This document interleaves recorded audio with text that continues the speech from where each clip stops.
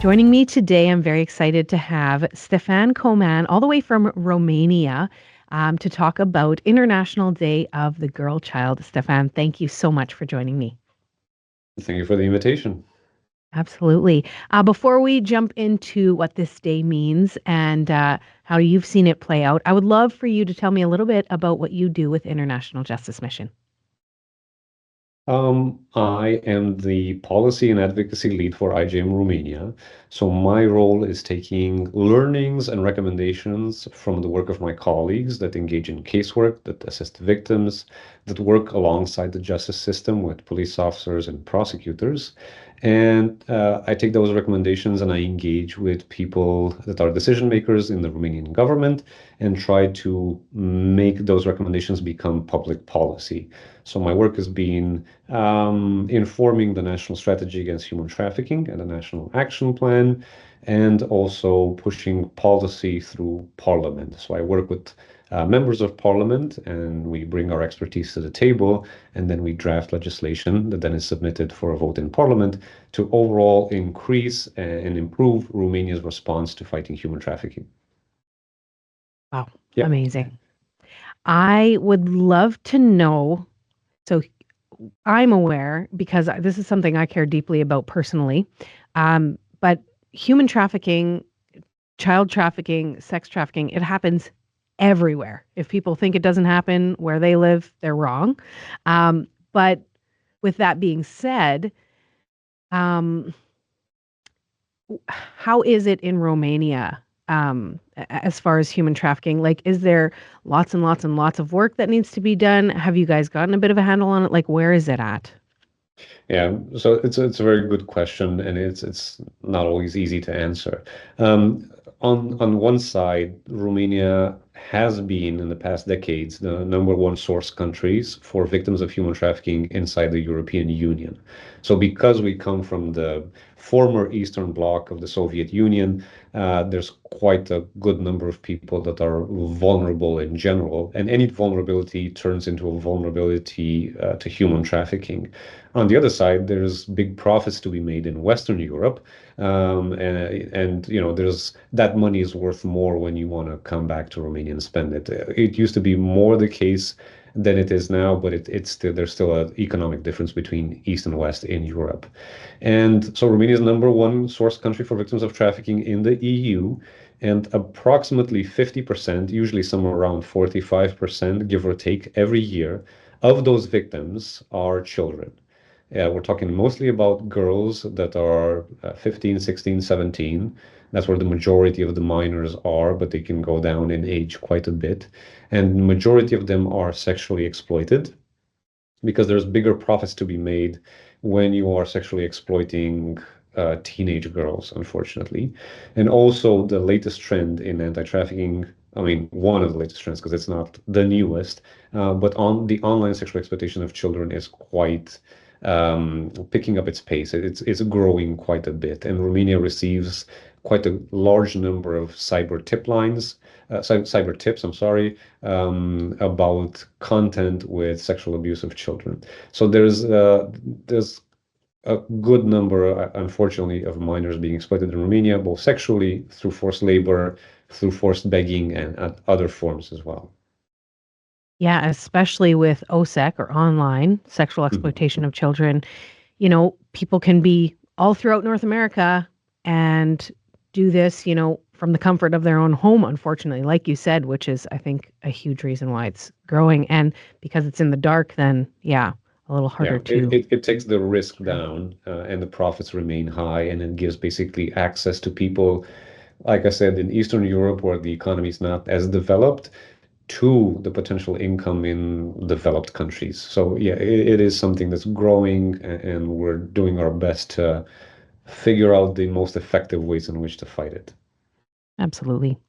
What or in your opinion, why is International Day of the Girl Child important?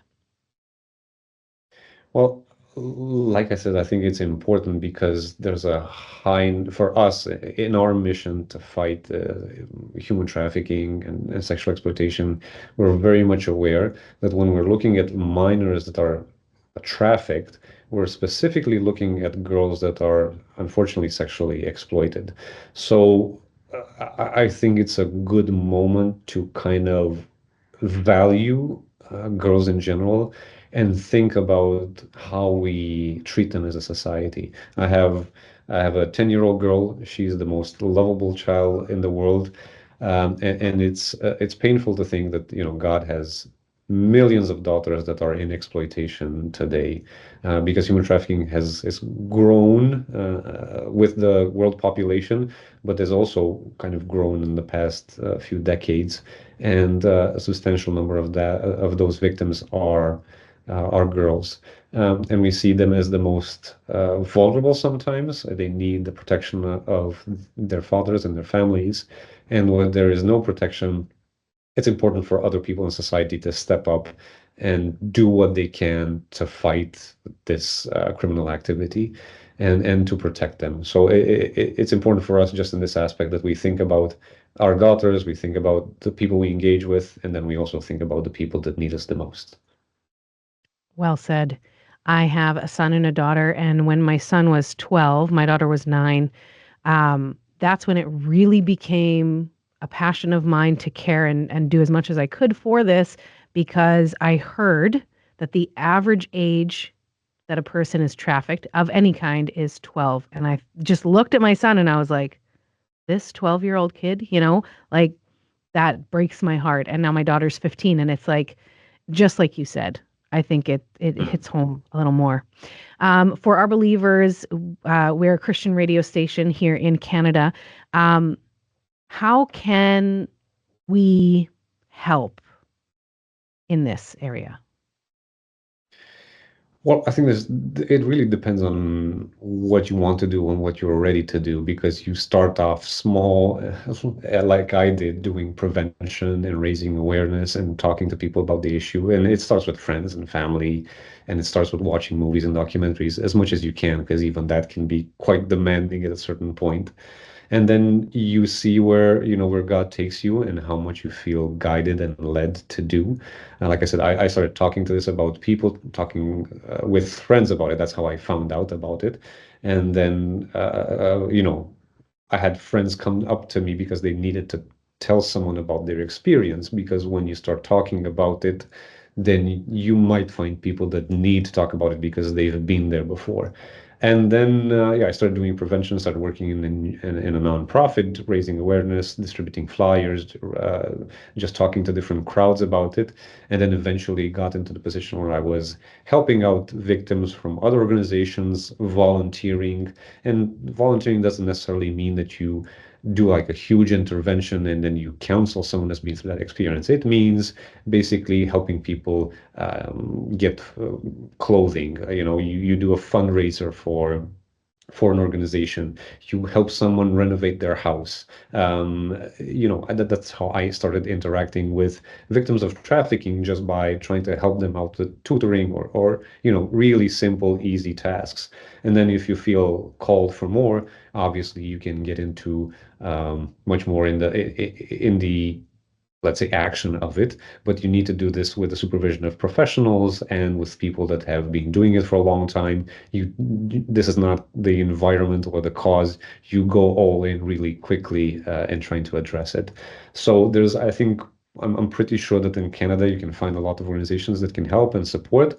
One of the ways you can support our work, if you're interested in supporting our fight in Europe specifically, or in other parts of the globe, you can get into touch with people at IJM in Canada. We have an advancement team in Canada that can present kind of what the organization does, how it does it across the world, what are our results, how we measure our results, and they can guide you into ways in which you can support the work of International Justice Mission, with whether it's in Europe or Africa or Asia, South America, depending on what your heart tells you and how God is leading you and where you find your passion.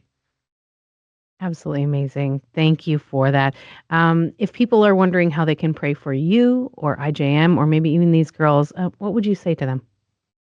Well, if you talk about our team at IJM, I would pray for protection, and protection from traffickers on the one side, and just protection in general, because it's not the easiest of missions to address, and sometimes weird things happen. So we're aware that it's a fight on multiple fronts, including kind of on a interior. Our souls feel heavy sometimes. And I think for the victims, obviously, you can pray for our clients for healing and restoration.